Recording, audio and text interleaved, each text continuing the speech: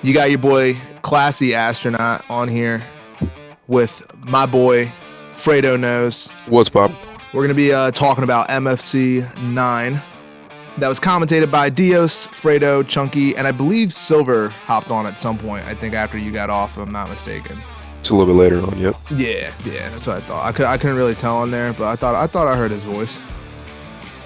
So we're going to be going over this Saturday's fights, talk about some of the highlights, go over most of, if not all of the results, and then talk about what's new in the MFC and what fights we think should be happening. So we're going to start right off. The first fight was DJ Essen using Brandon Royval versus Nolan using Kape. DJ Essen was 2-2, I think, coming into the fight, and Nolan, I think, was making his debut. Fredo, I gotta ask you, why were you calling DJ Essen the Raw Dogger? Well, I mean, it's known by a lot, probably not known by many, excuse me on that one. Brandon Royval, he's known as the Raw Dogger. I mean, he comes out to, oh, baby, I like it raw. I mean, he is the Raw Dogger, will always be the Raw Dogger, and to be honest, there, DJ was Raw Dogging Nolan in that fight, man. So I feel like it only fits that call him the Raw Dogger. That's all I gotta say, man. So I found it really interesting about this fight. So Nolan came out working the body a lot. He was very, right out the gate. I mean, throwing teeps and roundhouse to body, a lot. Mainly the teeps. Those front kicks to the body was what he was mainly working with. My first assumption was, all right, this guy's trying to work the body, get the cardio down, get the stamina down, so he can take an advantage in the ground game, or even just to have a lot more room to work with in the stand-up. But working the body, trying to get a stamina advantage, only left himself open to get hurt, and then it backfired on him, and even with the stamina advantage, he got submitted, and then rage quit, which was interesting. Yep. Rage quit when he was the one streaming. And yeah, man, I mean, I was very surprised that he left himself so open, and then what I imagine was his game plan backfired on him. And on top of that, I mean, I think I said it in the stream during my commentary. I mean, I think we've seen the most teep kicks in the MFC history, man. Dude, he opened up that first round. He was throwing a lot of teeps. A lot of teeps. But yeah, and it did not pay off. I mean, I'm pretty sure that was his debut. He'll come back. He'll be able to work, hit the lab. Hopefully he doesn't rage quit the next fight, especially if he's the one streaming. Guys, if you're streaming, don't rage quit. We like looking at the stats. We like talking about the fight. When you rage quit, it doesn't look bad. It's forever in the MFC archives now. I'm probably going to screen record it just so people don't forget it. I'm actually going to screen record every time every one of you rage quits your streamed fight. But especially when you're getting raw dogged. Getting raw dogged. That was the first fight of the night. DJ Essen submission. And we went on to... I actually really enjoyed this fight. This fight was super interesting to me. You had Looted using Brendan Allen versus Monkey using Whitaker. Now, what I found interesting was he had Brendan Allen, a jiu-jitsu specialist, and Looted was actually having all of his success standing up. Now, Whitaker is a well-rounded fighter. I mean, you would pretty much define him as an MMA fighter. However, I think we would all agree Whitaker probably in his career succeeds mostly in the stand-up. Not that he doesn't succeed in the ground, but his stand-up is brutal. I mean, Bobby Knuckles, man. They don't call him Bobby Knuckles because of his guillotine abilities. Throwing Bobby Knuckles for them Dukes, man. For them Dukes, man. But Monkey only found success with Whitaker when he was on the ground. It seemed really backwards. You had this jiu-jitsu specialist boxing the hell out of Whitaker, and Whitaker wrestling the hell out of the jiu-jitsu specialist. I mean, 100%. I mean, and it definitely caught me off guard. I said to Dios and Chunky early in the stream, I thought that he was going to come out Brendan Allen. I thought the fight would easily go to the ground. We'd see probably an early submission, but no, man. The roles got reversed. He pulled out that Uno card, and he started giving him the hands. I mean, with Brendan Allen. It's just crazy. Yeah, and round one was actually pretty split. I don't remember if there's any health events. and Monkey came out with Whitaker, and he did force Brendan Allen into a desperate escape, which means that he's out of chances. If he gets submitted again, that's the fight right there. And it's still crazy to me because it's Robert Whitaker putting Brendan Allen in that position. It made no sense. What are we talking about? And Bobby Knuckles, round 3 comes out, and he goes for the ground game, and he's succeeding. Eventually, Looted gets up with Brendan Allen and gives him the hands and is able to hurt him, I think twice in the second half of that round 3, which ultimately gave Looted that round and had him win by unanimous decision. So I'm excited to see what they both do in the future, because that was a really cool fight, and I'm excited to see what they bring next week and the weeks to come. Our next fight was EFF Susu using Shavkat versus HNS Fresh using Leon. This actually won our performance of the night for HNS Fresh. I mean, yeah, we got Susu. I think he's one of our only actually foreign. I mean, he's French, man. He was typing French, doing all the French stuff. Versus Fresh, with Fresh, man. I mean, Fresh, he definitely deserves performance of the night, man. Like the shuffling, it was beautiful, man. Yeah, he was doing the shuffling. HNS Fresh, I think, had 4 knockdowns at the end of the fight of the second round before he got his knockout. At the point where he started knocking him down, though, I mean, it was just like I think I said it in the stream, man. I mean, he was swaddling that man. I mean, he literally was letting him get up. He was shuffling the feet and just landing crazy combinations to where obviously the fight ended with Fresh. I mean, having a beautiful performance there, but still, man, it was a killer uppercut. He absolutely dominated for the majority of the fight. And it was just crazy. I mean, Fresh definitely deserves performance of the night. By swaddling of Child, of course, and looks like Fresh is just getting cocky. Oh my God. You did great, but Fresh is Susu, don't listen to him. You did great, but Fresh definitely. Yeah, Fresh came in hot and was on his ones. Fresh was standing on business. Round 2 KO goes to HNS Fresh. Our next fight was Dio stepping in last second, using Cheeto Vera against JJ using Piotr Jan. Yeah, it was really bad early on. I mean, he couldn't really find what he wanted to do with Piotr Jan. I mean, he kept kind of fighting at a range, but with a fighter like Piotr Jan, you got to get in close and use your boxing. But it just, I don't know, man. I guess his game plan didn't really work out for him. I'm really surprised because JJ found a lot of success when he took him to the ground, but then he didn't follow up with it. Nope, Diaz just kept getting up. But I think that might have been a lack of experience on the ground, man, because as soon as they got down, at least for the first few takedowns, he kind of held Diaz where he wanted him, but Diaz just started to figure it out, and he was getting up every time and then just landing big blows. Yeah, and you and I believe it was Chunky Boy called it. You guys both called for a round 2 knockout, and Dios made it happen. Round 2 knockout. I think there was 2 seconds left on the clock. And yeah, so I mean, you guys hear that? If you guys are ever looking to make your UFC parlays, hit up Fredo and Chunky, because they call that shit. They see it coming before it happens. My advice to JJ is, if you see you're getting that kind of success on the ground, I would definitely lean into it. Lean into it, bro. Go for that dub. Don't think about what people are gonna think or whatever. Go for that dub. And I think if you held him down, that fight could have gone very differently. But Diaz wins. Round 2 knockout. Our next fight was Bren using Poetan versus Batman, who used John Jones. It was not a very great fight. I mean, for the most part, it was just these two going back and forth on the ground.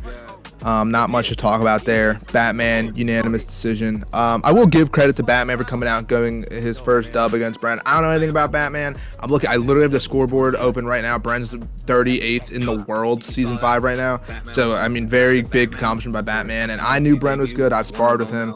So, Batman's stock definitely goes up. And I will say, on top of that, man, anytime I see a fighter using John Jones, I mean, the comments are going to be made. Johnny Bones Jones, Johnny Testosterone, USADA. I mean, like I said, man, I had plenty of comments about him, but definitely a good win for Batman, man, making his way to the top 10. Our next fight was Teflon Don using Ilya versus Create using Yair. This fight won knockout of the night for Create. This fight was, I think this is where you stopped commentating, Fredo. Yeah, I think I had to leave, but I watched it back and it was a beautiful fight.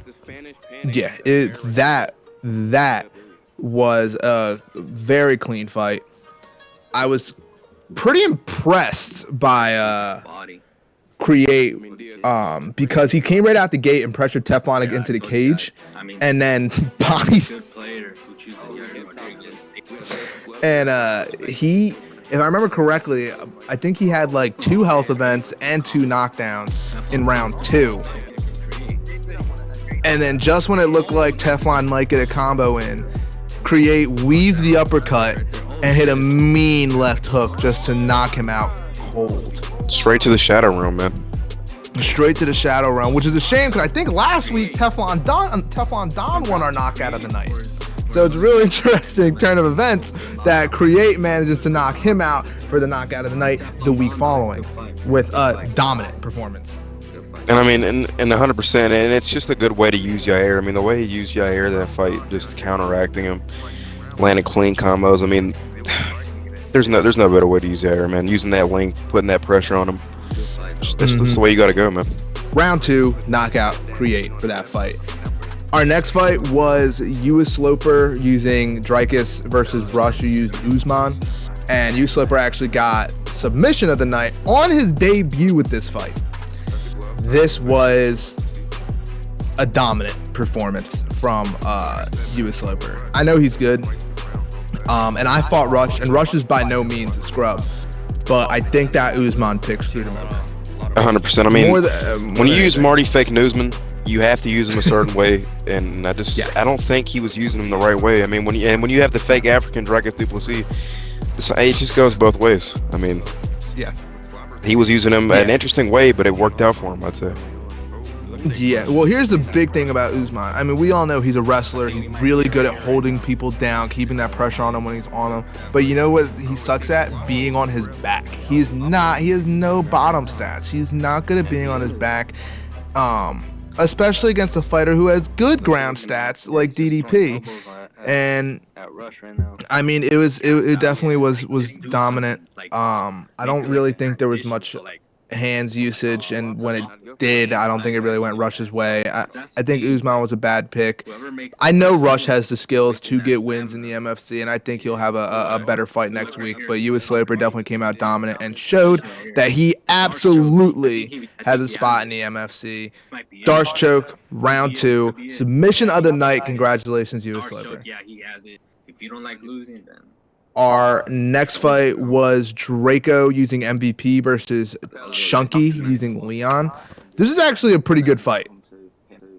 I liked watching this fight. I really liked watching this fight. It was very even in round 1, and it almost felt like Draco spent the whole first round trying to figure out Chunky's tendencies. And when he figured that out, he came out round 2 and punished Chunky for every single bad habit he could find. And when you have somebody like Michael Venom Page who can just essentially just, I mean, that's fucking Spider-Man. I mean, he can bounce around the cage. He's got the crazy length, and then just the way he's using him, applying that pressure, man, just catching him with body kicks, landing the hooks, and use MVP that way is perfect. MVP. Dude, absolutely. I mean, I love using MVP. If you are good at bullying people in UFC 5, MVP is the fighter you should use. MVP is and he's a showboater, man. He emotes. Yeah, dude, the emote where he the finger wagging and turns around. Don't use him against Dana White because, like I said, I mean, Dana White took his suit off and whooped my ass. But that's a story for a different time. We don't have to go into that, Fred. That's okay. You can forget about that. It's fine. So yeah, Draco gets the round 2 knockout after getting in the Chunky stack guard and just rocking him. I mean, it was a good fight until it wasn't. The next fight, there's really not much to talk about. K1BXM used Charles Oliveira versus CPI, who used Volky. It was an interesting grappling match, but BXM gets the round 3 submission. The next fight was fucking insane. So Franco and Silver fought. Franco was using Figgy and Silver using Moreno. Fredo, I don't know if you caught this in the stream. They started the fight before Marcus told them to. They load into the stream and the fight has already killed like 2.5 minutes. And Chunky and Dios are very confused. And I fought Franco and Silver a lot. I would have put Silver as the better fighter. Silver just fought for the title recently. And right away, Franco hits a health event, then knocks down Silver. With a minute left, Franco gets another knockdown, lets Silver get up, and hits him with a left hook right uppercut combo and knocks Silver out round 1. Yeah, I mean, Franco, I've sparred with Franco before. I mean, Franco's definitely really good. Silver's he's really good as well, but I mean, there's not really much. Like, Franco's just a dog, man. That's all I gotta say. He's got that dog. Yeah, he is a dog. I don't think Moreno is a good pick for Silver. Franco's a fucking boxer. Franco is, his favorite fighter to use like Robbie Lawler. Whereas Silver's more of a kickboxer, and Moreno doesn't have a whole lot in the arsenal of kickboxing. Not that he has bad kicks. It's just not the way the combos. You want to fight with Moreno. You don't want to mix up with Moreno. You want to use somebody else in the division that's got a little bit more, I wouldn't even say length, just more speed when it comes to kicks and throwing those punches. I think Kai Kara France would have been a better pick for him than Moreno, but 100%. It happened. Silver got knocked out round 1. Franco makes his way up into the rankings. Our next fight actually won fight of the night. We got Amazon using Robbie Lawler versus Charles Oliveira using Leon. Amazon came out with a clean Superman punch to start the fight. That was nice combo. Very wild. This is one of our few fights that went 3 rounds. Holy shit. It didn't go to decision though. And with that Superman punch, he landed it may open up a big cut on Charles. I mean, a really big cut. Yes. It was a big cut on Charles' eye. Like I said, it was really back and forth. I mean, you had knockdowns and health events left and right, both of them. I mean, round 2, Amazon gets a health event. Charles knocks down Amazon right after. Then Robbie Lawler goes back down from a right hook. Amazon returns with a health event. Only a few seconds later, after Charles tried to hit him with a standing guillotine. Round 3, if it went to decision, round 3, Charles would have won, but probably 10-8. I mean, he got a desperate escape in, he got knockdowns in. Eventually, he goes into top mount and hits him with a brutal elbow coming down on top of him and knocks him out with it. MVP Charles Oliveira, round 3, knockout. Fight of the night. Congratulations, guys. Our next fight is Mad Dog versus Rat Cuz You Mad. Mad Dog used Gaethje, Rat used Volk. I mean, Mad Dog is definitely, like I said, he's one of the dog fighters in the league. And Rat Cuz You Mad, he's actually the dude who took his suit off with Dana White and whooped my ass. I don't know too much about Rat Cuz, but I will say he's real good at putting on the pressure early on to the fight. I honestly think that's what he did against Mad Dog. Yes. Yeah, man, Rat Cuz is really good. Like you said, Mad Dog has got that dog in him. This is a really good matchup between 2 fighters. I think Rat's actually pretty new to the MFC. I think his debut was against me. It might have been his second fight. Yeah, I think that was his second fight. I think it was 1-0. I think he fought unaired before that. So here's what is interesting. Mad Dog was an absolute dog in UFC 4 from what I understand. And he's still good. And I really expected him to avenge you and put Rat to, humble Rat a little bit. But Jesus Christ, that did not happen at all. Rat got a health event in the first 60 seconds.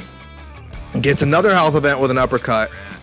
But round 2 comes in and Mad Dog opens up with a hook that causes a health event. Follows up with body strikes.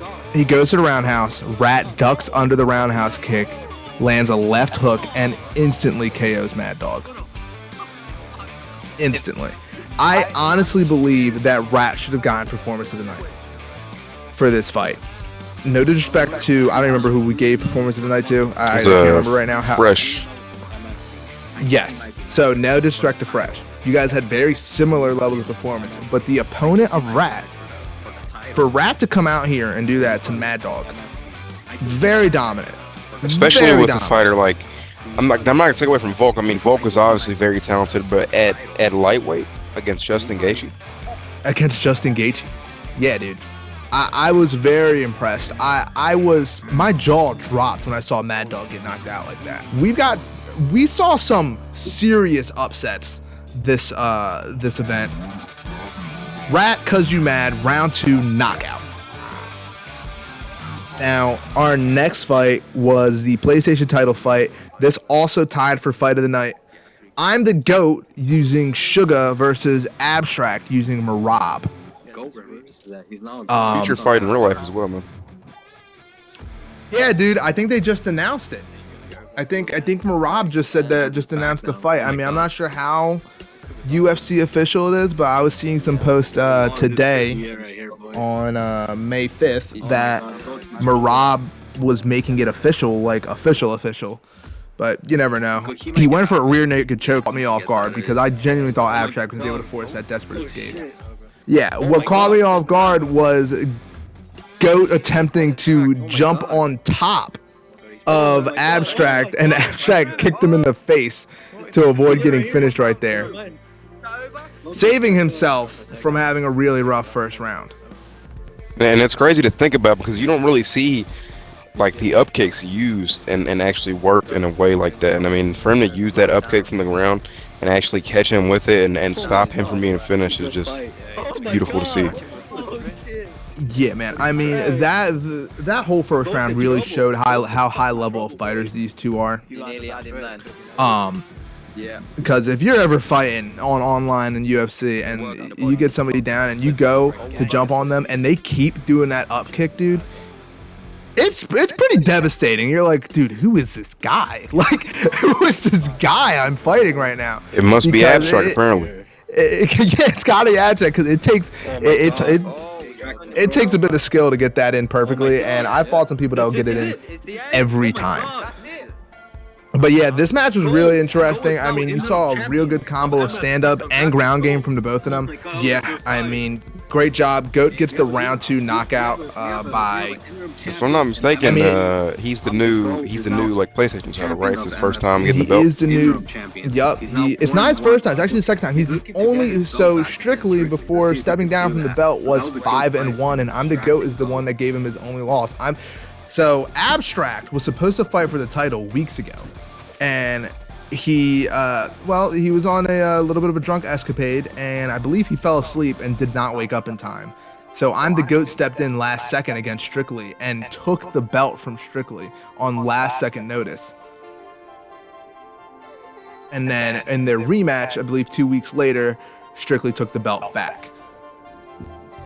So it's safe to say that this belt, I mean, if Strictly goes back for it, it'll be bouncing around between GOAT and Strictly, man. We could see a nice rivalry going here. We could, but I don't think Strictly's gonna be coming back for the belt anytime soon. We'll get into that after we finish off our last fight. Tiramisu using John Jones Bones versus Maximus using Poatan Pereira. This fight was good until it went to the ground. It looked pretty back and forth. Tiramisu took Max down, and then actually Max, actually forced a desperate escape out of Tiramisu using Alex Pereira. Which is crazy to think about. Because it's Johnny Bones Jones. I mean, you got Johnny the Eye Poke Jones, one of the best fighters. Sorry, not one of the best, the greatest fighter of all time. And in UFC, I mean, an amazing grappler. He's known for his submissions. And to use Pereira and go to submit John Jones is just, it's crazy work. I mean, it doesn't really work out, but he put him in a desperate escape. Like you said, I mean, interesting way to use Poatan, but I mean, it worked out for him. I mean, yeah, dude, I was actually really surprised about that. Tiramisu was able to open a cut on his eye. If it wasn't for that desperate escape, I'd probably say it was a 10-10 round. It was a good performance from both of them. I think Tiramisu also hurt Maximus with an uppercut at the end of round 1. But one thing that wasn't noted at first was the difference in stamina. And maybe it was from the armbar. When they got up, Tiramisu was down to less than 3/4 of his stamina, and Max was almost full.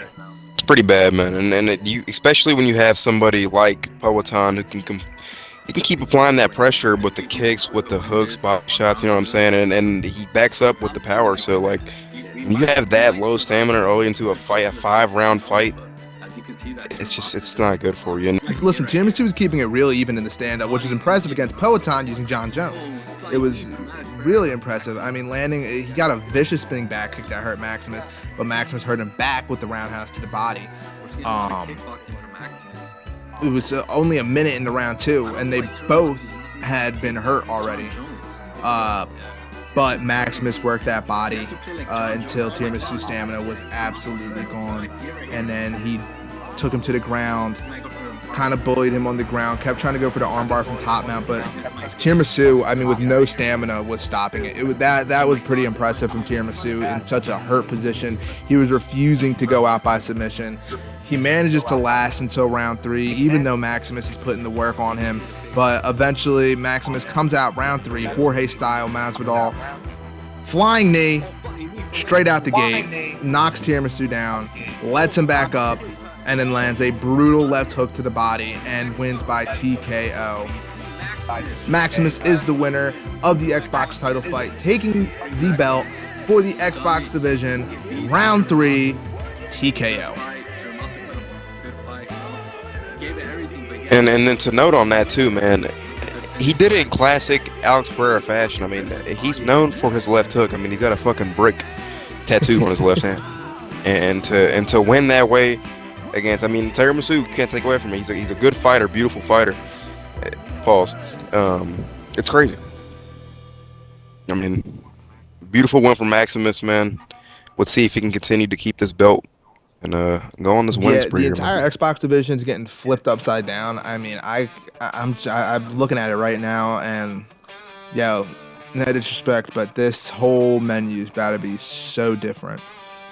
2, 3, and 4 on the list all lost, and 6. 2, 3, 4, and 6 all lost, and they're all going down on the list. The only person that is going to see any upside in the top 5 are Maximus and Rat Kazumad. And Rat's probably, I think Rat has to be our new number 1. I mean, he took down our number 2 in a dominant fashion. I think the next title fight might have to be Rat versus B3 Maximus. I don't see another fight that could come out of that. Silver's gonna go down 100%, man, and I'm gonna throw my money on Maximus. I mean, nothing against Rat, but Maximus, man, you gotta avenge me. Yeah, I as a betting man, I'm putting my money on Maximus. We'll see what happens. Maximus is 4-1. Rat's gonna be 3-0. I'm gonna say it now, man. Maximus, round 2 knockout. Whatever fighter he uses, I'm calling a round 2 knockout. Wow, that's bold. Max, you should go Habib. You should fuck up Fredo's bet just so badly right now. But but what's very interesting is talk about the PlayStation title, because I'm sure a lot of people want to see another Strictly versus I'm the GOAT get the trilogy fight in, but Strictly stepped down, and I don't think he's coming back anytime soon. To my understanding, he is retiring from the MFC. We can have Marcus give us some more insight to that if he wishes, but I don't believe Strictly's going to be fighting for the title in this league anytime soon. So now you've got I'm the GOAT. It's an interesting position. If Marcus wants to fight, he could fight him, but most of these top guys, pretty much everybody in the top 6 has gotten a title shot. Now, everybody in the top 5 has gotten a title shot. I'm interested to see if Marcus does fight for the belt. I mean, Marcus is the Dana White of this league. I mean, he's the owner. He's the founder. So if Marcus wins the title for PlayStation, I mean, what can we say? Yeah, I don't think Marcus would fight for the title, but he might. I don't know. He might. I think Marcus could pull it off, but I'm the GOAT is, well, he's the GOAT. He's the GOAT. So the PlayStation division is in a weird spot because you got some fighters that are weirdly dominant, and it has not been nearly as volatile. The Xbox thing, every time I have to wipe it clean and just start from scratch pretty much, because there are fighters that have been on the top 10 for just a week, and then they go off, and then they come back, and then they go off, and then they come back. The PlayStation division, I mean, I'm the GOAT, Strictly, Mufasa, Rex, Blaze, these guys have all been in the top 10 since they showed up, every single one of them. I mean, these guys, they're dominant. I want to see Limitless fight again. I want to see SA98 fight again, just so that I don't have to remember. H, you need to fight again too. I want to see you guys all fight again, so I don't have to think about having to possibly take you guys off the list. A whole lot of fighters taking over. A lot of guys coming in hot with their debuts. MFC is growing, and I'm excited to see where we go from here. I'm excited to see the future, and yeah, guys, thank you so much for tuning in. Thank you so much for performing, putting on a show, and coming out every week to put out a performance, man. And never forget, continue to raw dog every day of the week. That's the worst advice. That's the worst advice you could ever possibly give. Do you have anything helpful? Do you have anything that people should remember? That you'd like to you should add remember, right man. I'd say, if you're gonna remember anything from this podcast, it is to not fight Maximus. Xbox yeah, division. just secede. The entire Xbox division is just secede, apparently, according to Fredo. No, that's fine. I'm actually going to be the next one to fight Maximus. I'm not even on the top 10 anymore. I'm going to fight Maximus now. And you were going to be the next victim. Yo, Dios, book me versus Fredo, man. Forget my message I sent you. You know what, man? I need my win. win. To do it, man. We can do it.